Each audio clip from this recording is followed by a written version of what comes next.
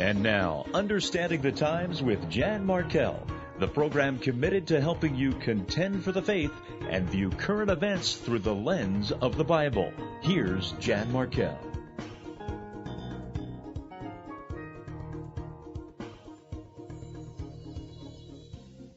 And welcome once again to the program. I am so glad that you spend a part of your day with me. And again, I say, a lot of you are asking what on earth is happening. This ministry tries to sort things out. It tries to make sense of the senseless. It also helps you try to understand the times and contend for the faith, which, by the way, we will do second hour. It helps you become better watchmen on the wall. And where I happen to headquarter here in the upper Midwest at my office here in a Twin Cities suburb, I have to say that a lot of calls, letters, emails sound a little discouraged to me, and there's some reasons for that, but you remember, folks, keep your eye on the greater picture that we serve a glorious King who's coming again someday. But I'm trying to help you in the last several weeks and probably the next ongoing weeks and months, try to help you understand what's really going on in America, because I don't ever want to call it the late great America. All of us love this country too much. But there are things going on in the rest of the world. My guest who's going to join me in seconds is one of the best to help understand. Here's a short list. Iran is close to having enough uranium to make a nuclear bomb. North Korea is advancing its nuclear delivery systems through missile tests. Hugo Chavez is making a move to solidify communism throughout Central and South America. Iran is meeting to boost its terrorist surrogates in Israel and Gaza. Syria is found to have secret nuclear programs. Pakistan is further appeasing terrorists, impacting the U.S. fronts in Afghanistan and Iraq. And Russia, the mother of worldwide unrest, is now making moves greater than at any time since the downfall of the Soviet Union. Other than that, everything's great. Well, we'll try to sort through some of this as Chuck Missler joins me here. Chuck heads the Koinonia House. We'll give contact information. He was one of our Understanding the Times speakers in 2002 and 2003. He spent over 40 years in the strategic community, the Department of Defense, intelligence community, corporate boardrooms of international corporations. And Chuck Missler, welcome back to the program. Jan, nice to be back with you. It's been a while. Yes. You know what? Every time I call Tracy, you're traveling, so it's a little hard to schedule. Well, I appreciate that. We've been busy forming a think tank on the internet worldwide. We now have members of it's a membership thing. We have members now in over 30 countries, and so what is the think tank? Because a lot of folks don't know. Oh, a Koinonia Institute. Koinonia House, I think many of your listeners are familiar with as an electronic publisher of materials.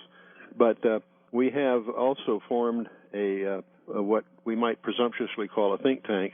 It's voluntary, but we have members.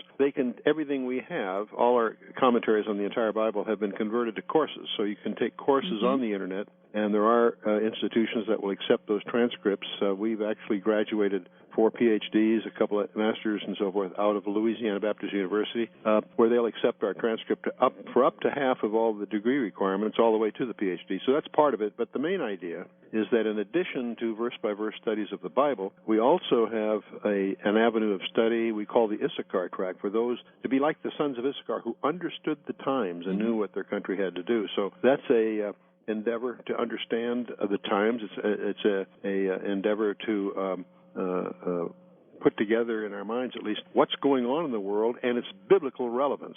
Well, you talked to me about this in 2006 when I met you in Appleton. Yes, You mentioned this was going to be on the horizon. And, folks, you want more information, please go to khouse.org, khouse.org. We'll give further contact information a little bit later.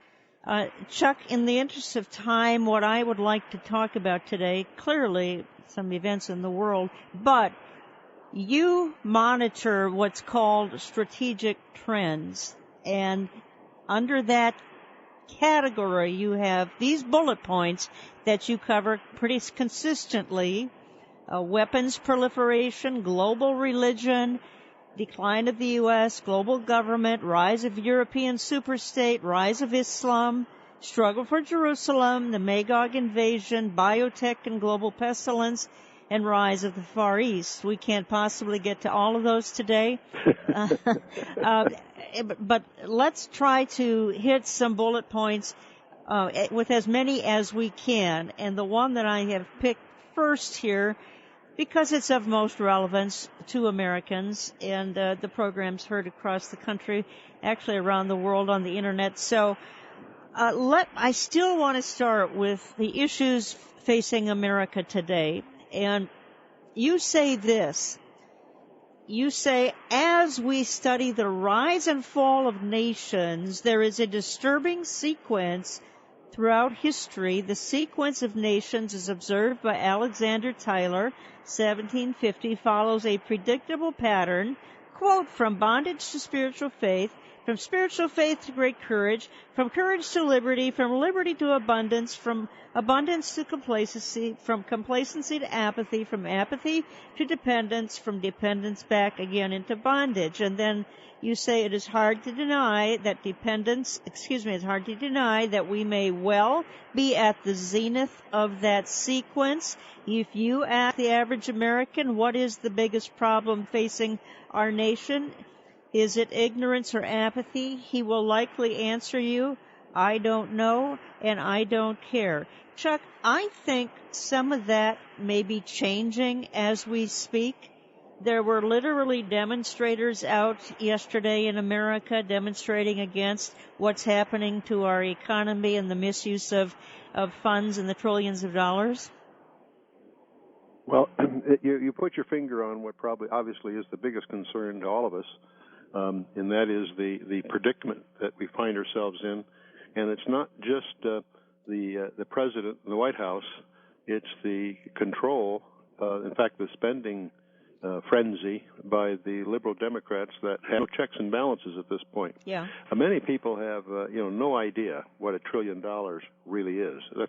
That turns out to be a gigantic number, and it's being thrown around. And what's also disturbing, I think, is to most observers, as you begin to analyze the last 2008 and the current months, you begin to realize is that we really live in an age of deceit. They keep talking about the $787 billion stimulus package. That's a fraud.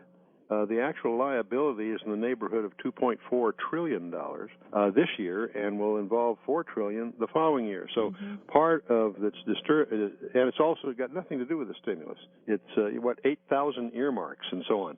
So it's the spending frenzy that's disturbing, because it's the kind of thing you can't reverse. In other words, it's the toothpaste is out of the tube. The main problem that we have in this country is an excessive amount of debt.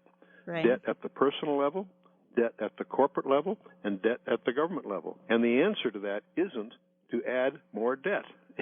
And so there's been a wholesale backing away from what people would call the free market economy and plunging into what really is a form of socialism. Right. Are we going to suddenly become the Union of Socialist States of America? We already have. Yeah, in a sense we already have, and this has actually covered 2 administrations. We can't pin it all on the current one. Exactly right, by the way. In fact, it was interesting to hear Newt Gingrich in his speeches speak of the Bush-Obama administration. He treats them collectively together, because the Bush administration also furtively, secretly, moved the country towards an attempt to unify Canada, Mexico, and the United States. And he had his cabinet members for several years have secret meetings with the cabinet members of both Canada and Mexico. So what he's doing is not, I'm not saying it's a bad idea, but what's disturbing is the way he did it, which was in secret.